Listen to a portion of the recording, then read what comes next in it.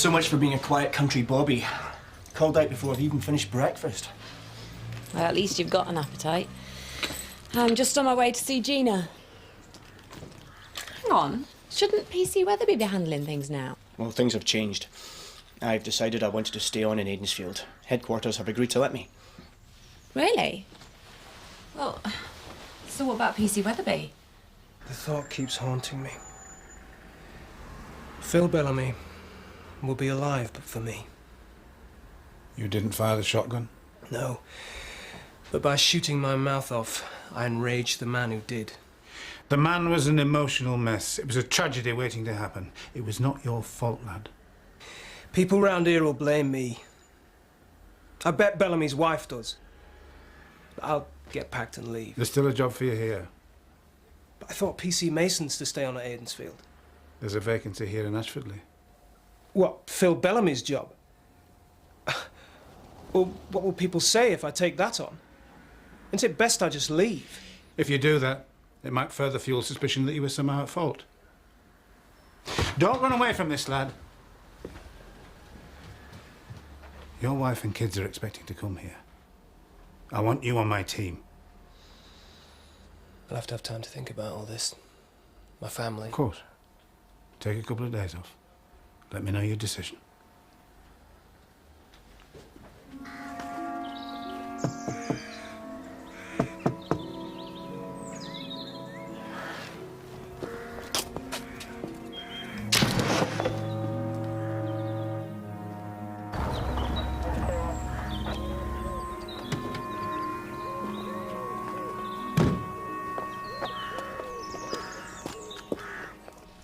Seems he was a school teacher up at Bressington School. Posh, fee-paying place up on the moor. Most suicide shootings I've seen used a shotgun. He's got a revolver here. The school has an armoury. The army cadets are taught pistol shooting. I've called the school. They're checking if there's a gun missing.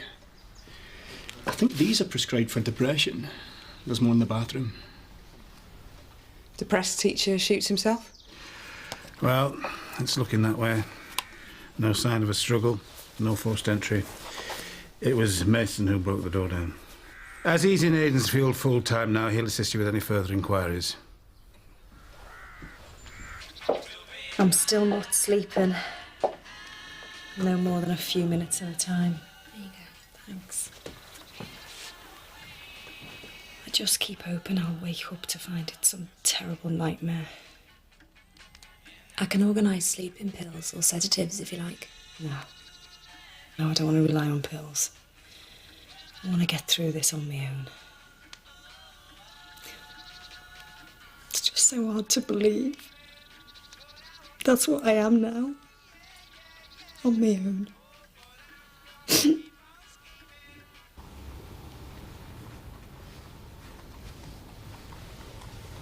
And she's been gone a couple of days now, Aunt Peggy. She's taken a sleeping bag and everything. Well, we all have different ways of dealing with things. It's really depressed her, this, you know. Well, we've got umpteen jobs to do for the funeral, so you won't have time to get depressed. Come on. I want you to rest this as much as possible. Leg ulcers take time to heal. The dressing will help, but you need to do your bit as well, Elsie. I've always been very active, you see. Yeah, well, just keep the leg elevated whenever you can. Told her not to worry about housework and that. I can take care of everything. Well, Arthur, don't you go overdoing it either. Give over. Fit as a fiddle, me. You like to think you are. Oh, sorry. I moved it to put my bag on. Going into Ashfordley. Bit of shopping. Don't spend half what she does. I ask you. Mind you, it's a good job he's in good health. We've been a right pickle out here if you want.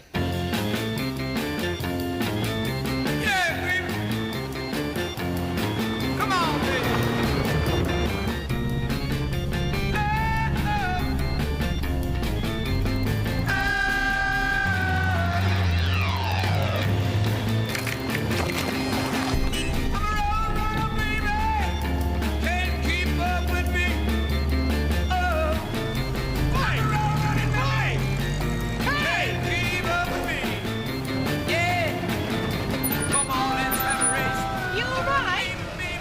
crazy idiot. He pulled right out in front of me. Could have killed me. Perhaps he didn't see you. Do you know the driver? I couldn't say. People like that, they shouldn't be on the road. Well, if you're all right then.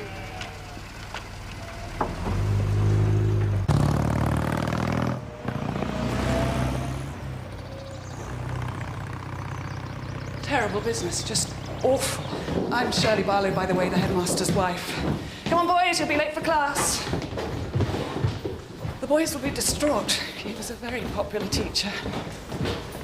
Sadly, I can confirm a .32 Harrington Richards revolver is missing from the armoury. We're authorised to keep guns for the combined cadet force. The lock hadn't been tampered with, so the key must have been used. Would Mr. Foreman have had access to it? Not officially, no. It's kept with other keys in the bursar's office. But it wouldn't have been difficult for a senior staff member to take it and replace it. Such a shock. A valued master and colleague. Had he taught at the school long? Oh, over 15 years, I believe. We're relatively new. We've been here just under a year. No, he was head of geography, well liked by pupils, parents, everyone. Have you any idea why he might have wanted to kill himself? Well, he did suffer from depression. He took pills for it. I'm sure his GP can give you more information about that. Before our time, but I gather it was largely brought about by the death of one of his pupils on a school trip. When was this? Oh, about 10 years ago. Geography field trip up on the moors. Bad weather closed in. A teenage lad slipped into the river and was swollen after a downpour and drowned. But Neil Foreman was in no way negligent or responsible for that. It was a tragic accident. But it haunted him. He always blamed himself. See, when he wasn't depressed, he was a delight to be with. But when the black cloud came down, then he was virtually... Suicidal? Yes, you could say that. Well, his wife simply couldn't cope with his moods, and they broke up about 6 years ago, which of course made things worse. They have no children, thank goodness. Any idea of next of kin? No, not really. He was an only child, I believe, and both his parents are dead. Well, his ex-wife might know. I could try and find out where she is these days, if you'd like me to. We'd appreciate that, thank you. And if there's anything else I can do, just please let us know.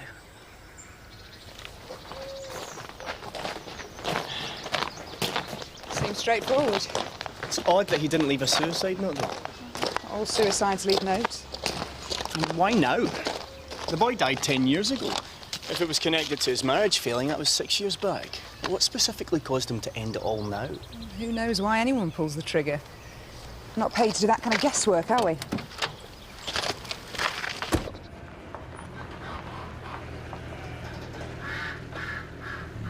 Thank you for coming back. Like I said on the phone, it's Arthur. Came home complaining he couldn't breathe. What's happened to Arthur? I'm not sure. I think it's because I banged into my steering wheel. Oh? I had to brake sharpish. Okay. Thought I hit something, you see. Not sure, a sheep maybe. But I didn't say out on the road. Okay, take it easy. I came across a cyclist who'd been forced into a ditch by a car on the top road. Cyclist? No, I don't think so. Okay, well, we need to get you checked out. I'll run you into Ashfordley General. Just hang on, Arthur. They've gone to get a doctor. That's the children, is it? What's the problem? Oh, you're a doctor.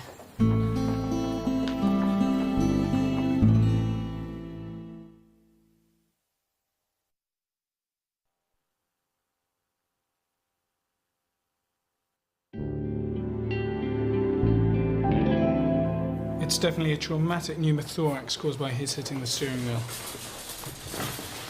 At his age, can he survive it? Well, let's hope so. I'll make an incision into his pleural cavity to release the pressure. Needle, please. You obviously did know who'd driven into me then. I had a good idea. Sorry. The weather out on the moor can change in a moment. By the time we got the call, the poor lad was dead. But Neil Foreman wasn't held responsible. Oh, no.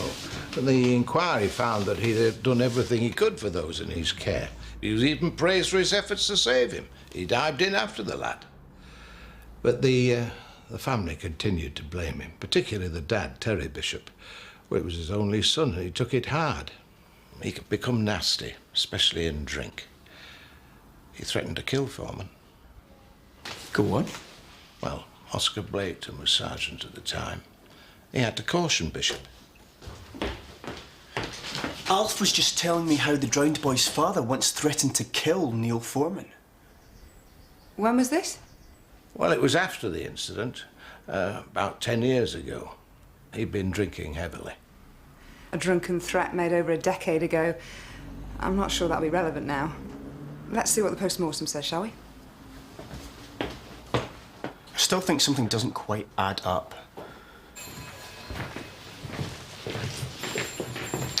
His lungs have regained function. We'll admit him so we can monitor his recovery, but he should be fine. Great. I'll let his wife know. He seemed to have no idea he'd run you off the road. Really? That's rather worrying, isn't it? Look, his wife's not in good health. They live in a remote spot. It's important he's able to drive. Yes, but he must be able to drive safely. I ought to at least report it to the police. Well, if he gets charged with dangerous driving, he might get a ban. I mean, you weren't actually injured. Your bike wasn't damaged. I see the results of reckless driving all the time. He could have killed you, me, a child, anyone on that road. He nearly killed himself.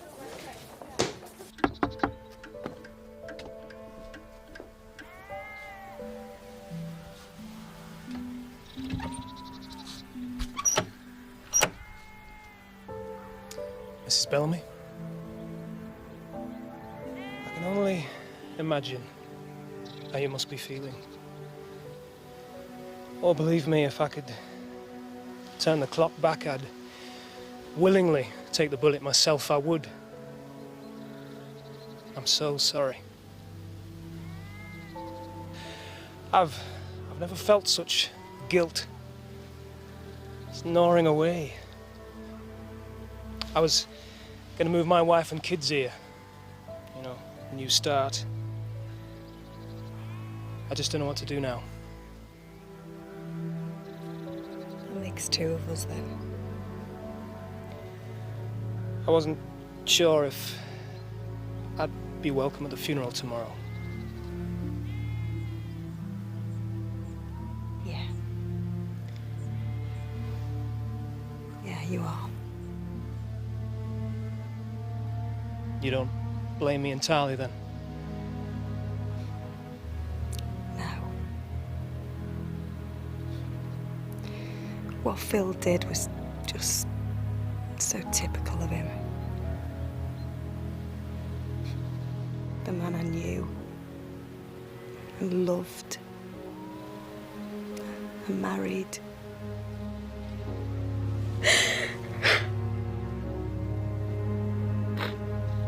You're a doctor, you say? A houseman at Ashfordley General. And you treated this man for an injury he sustained in an accident? Yes, it was a result of his own careless driving. He's quite elderly, you see. And you want to report him? Well, I'm concerned he could be a danger to himself and other road users. He's admitted to driving carelessly, has he, this Arthur Chilton? No, he's apparently unaware he did it. So how do you know he did? Because I saw him. Oh, I see. Right, so this accident happened near the hospital, did it? No, out on the moors. I'm not quite following this. Were there any witnesses, sir? A district nurse came along. Not sure she actually saw it happen. So, your word against his, then? Look, I know Arthur Chilton. Might I suggest that when he's discharged, I have a quiet word with him? Well, the way he drove, do you think a quiet word is enough? Well, let's see where we get with that before we take any further action, shall we? Thank you, sir.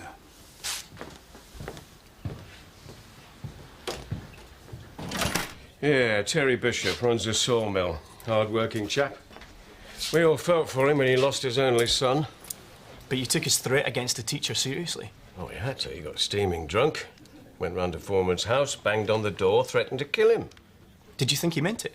Well, he couldn't take a chance. We put him in the cells for the night to sleep it off. Foreman didn't press any charges.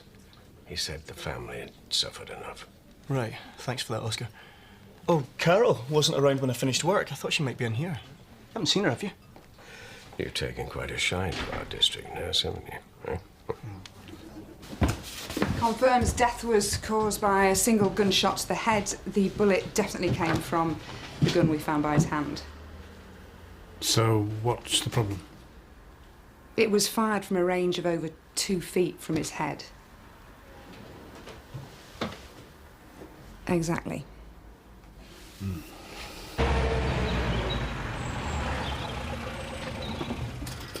After that post-mortem, I just want to make sure we haven't missed anything.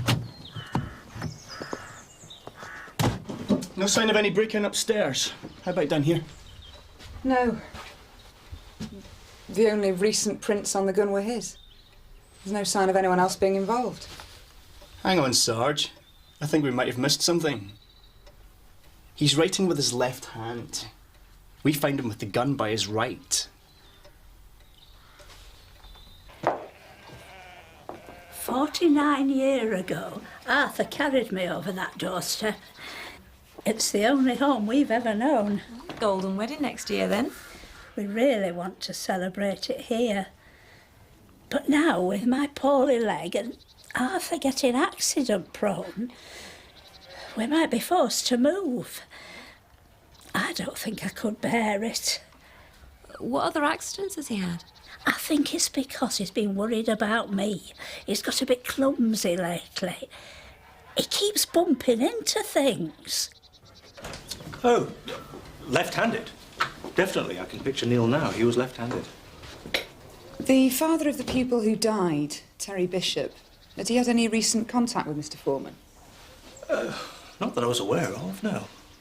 Did he mention an incident in which his car was vandalised? Oh, well, I knew about it. Arrangements were made for Neil to be given a lift in by another member of staff while his car was being repaired. Did he talk about it? About who he thought might have done it? No, he's quite tight-lipped about it, in actual fact.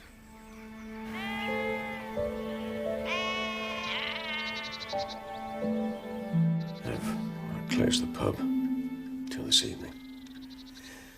So I'll be with you all morning and close beside you in the church. You'll get through this, you'll see. Thanks, Oscar. You're a good man.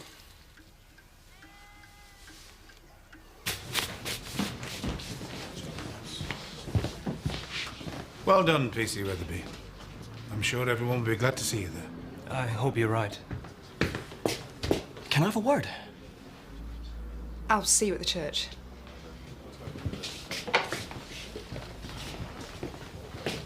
I talked to his neighbours again. One of them now remembers a dark blue car parked near his cottage the night before he died had a J in the registration. Go on. The man seen arguing on his doorstep after his car had been vandalised. He fits the description I have of Terry Bishop. But if there was foul play, how did Terry Bishop get hold of the key to the school armoury to get the pistol? Yeah, I thought about that. Maybe after his car had been vandalised, he took the weapon home for protection. Bishop took it off him, used it on him. It's possible. I think we'd better speak to Terry Bishop after the funeral.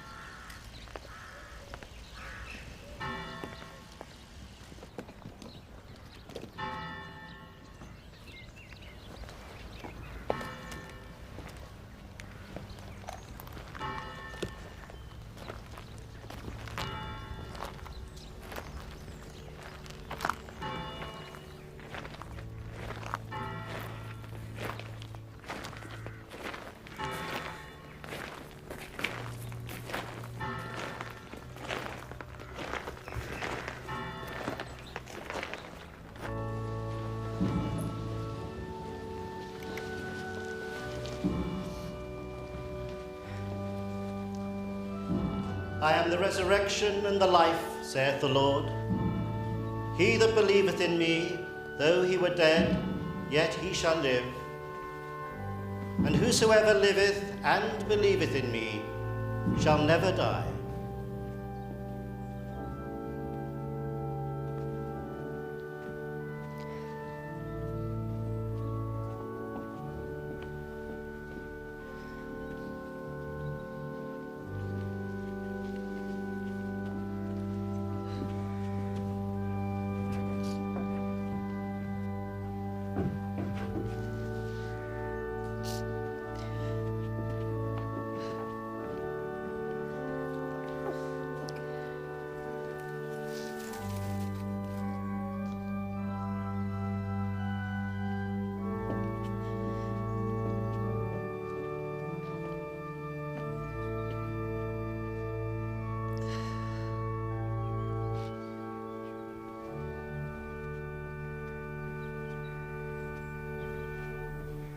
I first met Phil Bellamy as a young police constable, doing the job he loved, being a copper. He served under me when I was station sergeant at Ashfordley. He was one of my lads. And like so many ordinary coppers who serve the public, he was one of those unsung heroes. Well, today, we sing for him. Today, we salute his dedication, his courage, his heroism. He will be greatly missed.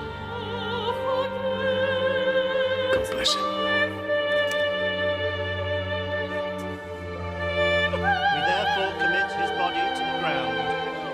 Earth to earth, ashes to ashes, dust to dust, in the sure and certain resurrection to eternal life.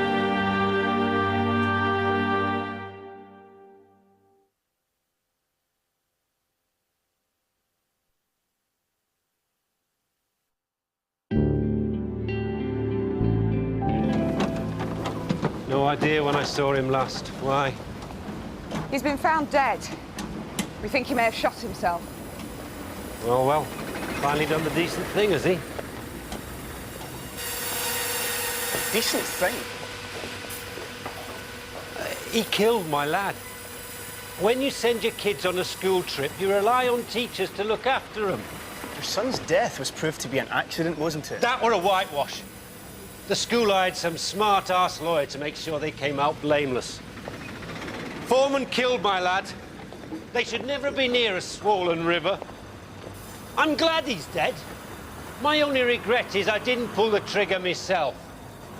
Can we return to the question of when you last saw him? Told you, no idea. Years ago. Well, that's not true, is it? What do you mean? One of Mr. Foreman's neighbours said he saw a man closely fitting your description arguing with him on his doorstep a few weeks back. Not me, mate. We can set up an identification parade, Mr. Bishop.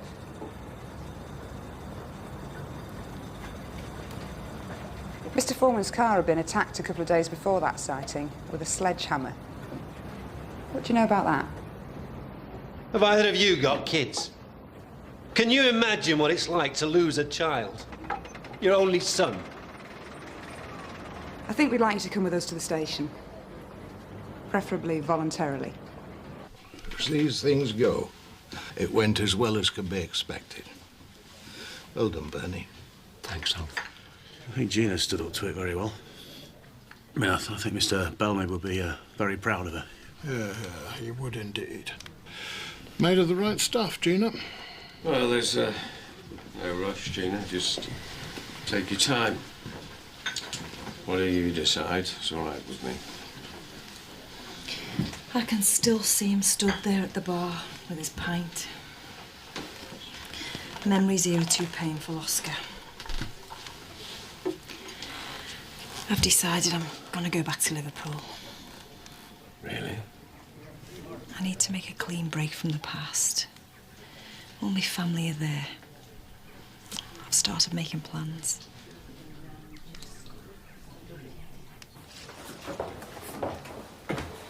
Popped in to see Arthur. He seems to have recovered well. Be free to go in tomorrow, I should think. You know, he's very grateful for the prompt action he took. The police intend to have a word with him about his driving. I have my doubts that he should be on the road at all. This might seem a bit... Look, can we meet to have a chat about this? When you're not so busy? For a drink or something? Sure. Why not? All right. I'd had a drink, and I took a sledgehammer to his car. You're admitting you did that? He wasn't at home. Otherwise, he'd have had his head caved in. You admit you'd have killed him had he been there that day? I was drunk. A couple of days later, when I was sober, I went back there to tell him how I felt after 10 years of hell. You didn't use violence against him on that occasion? No. I just told him what I thought. If I'd wanted to kill him, I wouldn't have needed a gun. I'd have used my bare hands. The time of death was around 9:30 on the evening before the body was found. Where were you at that time? At home. I rarely go out. Can anyone verify that? My wife. We'll have to interview her. Check your story. That's all for now. Well, I wouldn't have Terry Bishop down as a cold-blooded killer. Mind you, after a few drinks, maybe. Right. Thanks, Oscar. My instinct is it wasn't him. Which brings us back to suicide. I'll obviously be checking his alibi.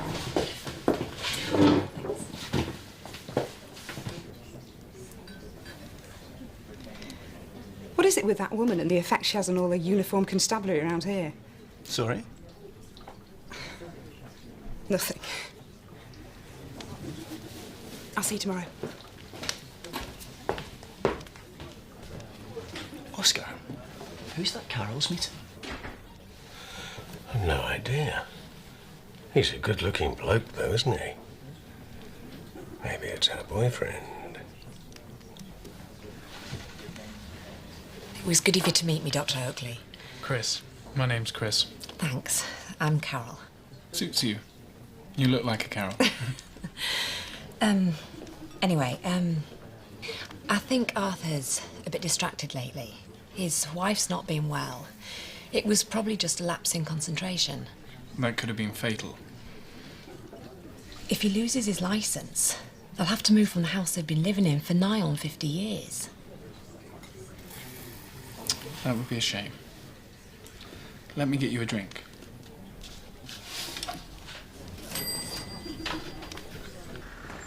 Morning, Sergeant. Morning. Bishop's wife says he was at home when Foreman died. Well, she's his wife. She might be protecting him. The neighbour was round there as well. She's confirmed he was at his house at the time of death. I see. The car that was spotted at Foreman's was blue, a J in the reg. Bishop's is white, no J. He didn't kill him, Joe. It was suicide. There's still something odd about it, though. No note left, the range he was shot from, the gun by the wrong hand. I'm not convinced. Well, I'm the one who needs to be convinced. I think this case is pretty well wrapped up. I won't be requiring PC Mason any longer.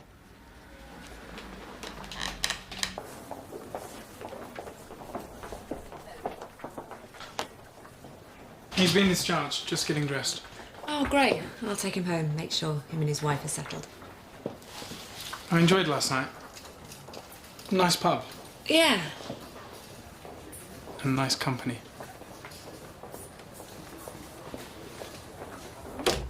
You wanted to see me, Sergeant? Yes, it seems that Foreman had an uncle in Herefordshire. We need his address. Go back to the cottage, look for address books, letters from the uncle, anything that might help. Right, Sergeant.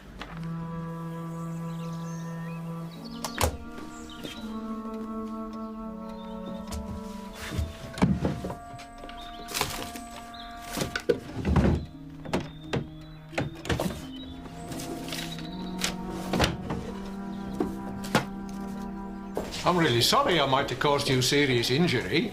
Nurse Cassidy tells me you've been a bit distracted lately, with your wife being ill. Aye, it is a bit of a worry. Yeah, she is. You ready then? Oh, Nurse Cassidy. Hang on. You didn't recognise it was her till she was right here, did you? What? When was the last time you had your eyes tested? Tested? No, lad, I've never had them tested. Where'd you get your glasses from then? Ashfordley Market. Second-hand store. Couple of years back.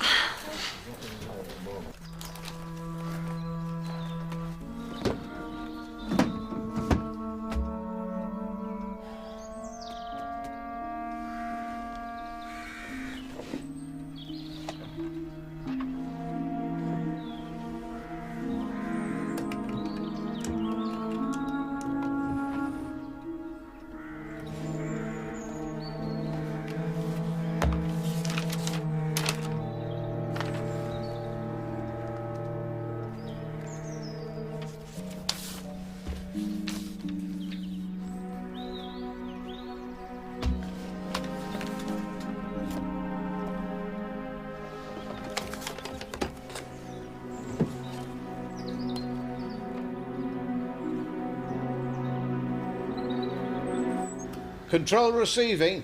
Go ahead, Joe. Over. Alf, I need you to get a message to DS Dawson. I'm at Floorman's cottage. I found evidence to suggest that we might have a murder suspect after all. Foreman was compiling a file on Anthony Barlow, the headmaster. He'd done extensive research. Into what? Barlow's background in teaching.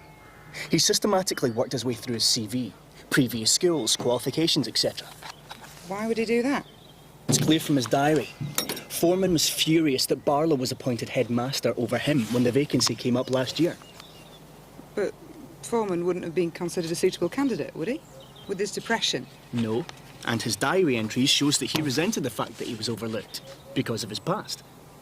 So out of jealousy, he delves into Barlow's past. He doesn't appear to have found much. Seems Barlow's had an unblemished career. Yeah, it seems that way. In over 20 years of teaching, he achieved genuine success. But Foreman eventually found a skeleton in his cupboard. And it's a big one. Anthony Barlow has no actual training in teaching. He lied about his qualifications to get his first job. He's a self-taught mathematician. Everything he learned was from the prison library while he was serving time for larceny.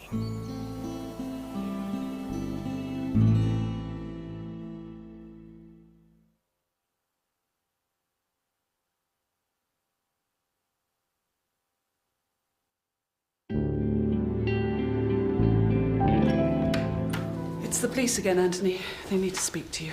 In private, please, Mrs. Barlow. Oh, right.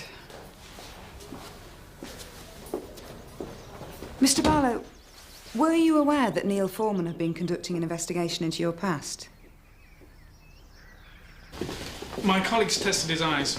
Arthur's problem with blurred vision is straightforward myopia. Is he very short-sighted? Nothing that proper prescription glasses shouldn't be able to correct, I gather. So the ones he's been wearing... Are totally useless. If anything, they've been making seeing even harder. So, presumably, if he gets a proper pair, he should be safe to drive again. I imagine so, yes. He's been rather stupid, but I'll let Miller give him a ticking off and leave it at that. Thanks, Chris. I really appreciate it. Enough to have another drink with me? Yeah, why not? Mr. Foreman's research indicates that you lied about your qualifications on your first teaching application. All right, look, it's the only time in my entire career that I've lied. But you were, in fact, a convicted criminal with no formal qualifications. Oh, my God.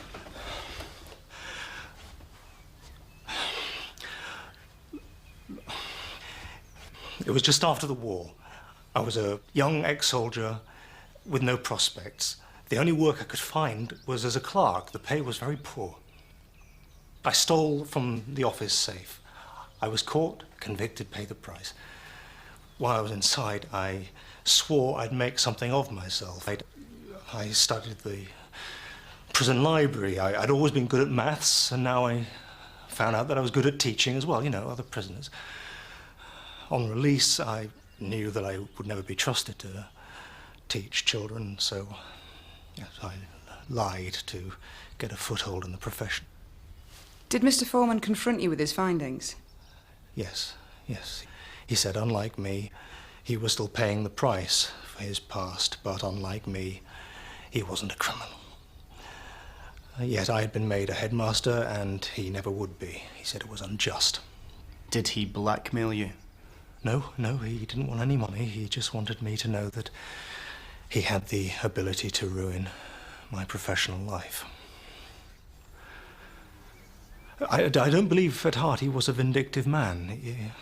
And sadly, in his last depression, he chose to end his own life instead. I'm sorry, but we're no longer convinced that's what happened. Oh my God, you think I killed? No, absolutely not. There's a dark blue saloon car in your staff car park with the registration JHT 476D. Who does that belong to? It's mine. Why? Anthony Barlow, I'm arresting you on suspicion of murder.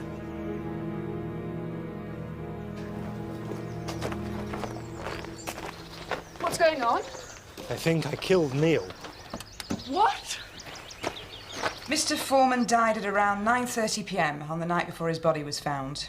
Did you visit Neil Foreman at his home that night? No, absolutely not. Look, I can soon clear this up. It couldn't have been me. My neighbour saw a car, same model as yours, same colour, with a J in the reg, which yours has, parked outside his cottage. Well, it wasn't mine. Where were you that evening? I had a meeting at the school until around 8:30. Then I walked into Brassington Village to see someone about a forthcoming event at the school. I was with them till gone 10:15.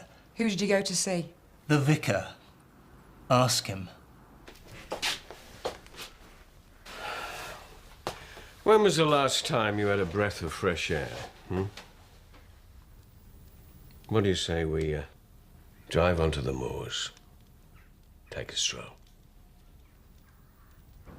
He confirms that Barlow was with him from 8:45 till 10:15. Members of staff say he was at a school meeting until 8:30. So he couldn't possibly have been at the cottage at the time Foreman was shot? No. So where does that leave us? The vicar says he gave him a lift home. Barlow says he walked into Brassington Village. Why didn't he use his car? Shirley said she needed it to visit a friend in Strensfield.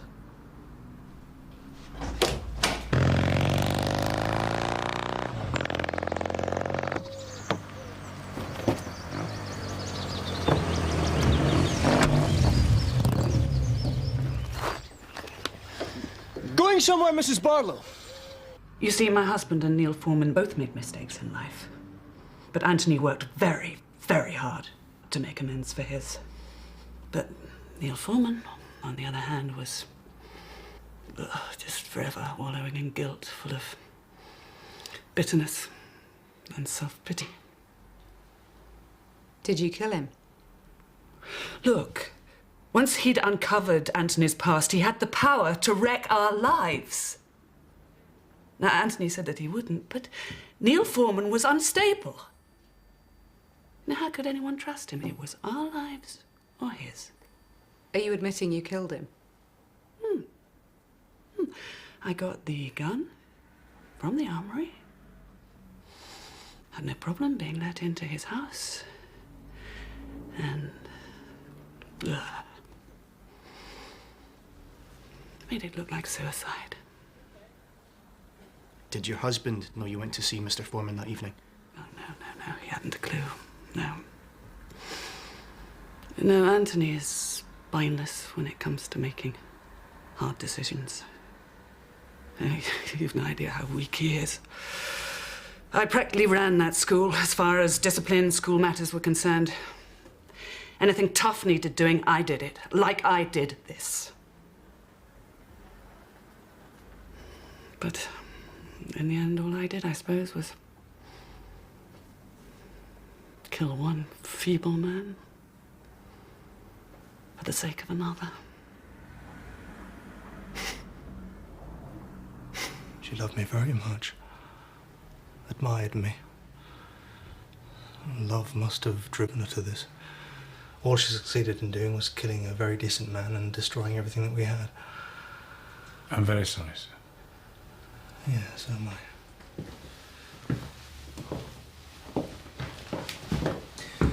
Could I have a word, Sergeant? Yes, of course.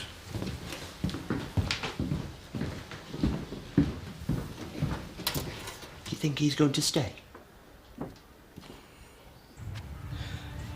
When you live in a small community, people you know and you like, they do sort of become your family. They support you in good times, bad times. The place where you live is so important. You know, these moors have been the backdrop of my life for more years than I care to remember. Sometimes they're bleak, inhospitable. Other times, in the sunlight, they're magnificent. But whenever I come up here, I always get this strong feeling that this is my home. This is where I belong.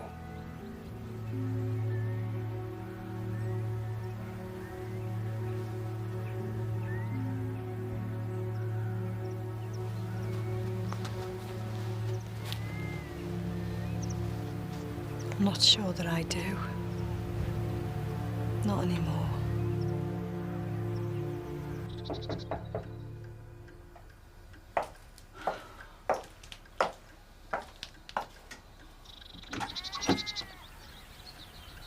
Hello, Gina, love. Peggy. I were in such a dark mood when I heard about Mr. Bellamy. I wanted to commit murder myself. And David's house, it was too small. I wanted to scream and shout. Anyway, I took myself off to the woods.